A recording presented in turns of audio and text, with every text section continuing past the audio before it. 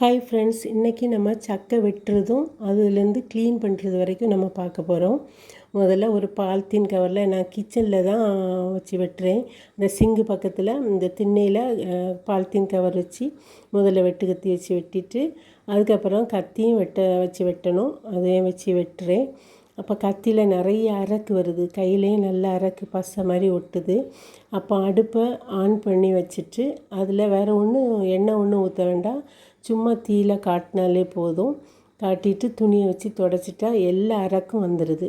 அப்புறம் கையில் கொஞ்சம் எண்ணெய் ஊற்றி அதையும் துணியில் துடைச்சிட்டா அந்த நம்ம கையில் உள்ள அரக்கும் போயிடுது. அப்படியே நம்ம கையும் கத்தியும் நல்லா க்ளீன் ஆயிடுது. அதுக்கு பிறகு நம்ம என்ன செய்கிறோம், நான் சிங்கில் ஒரு பக்கெட்டுக்குள்ளே ஒரு பேக் வச்சுருக்கேன்.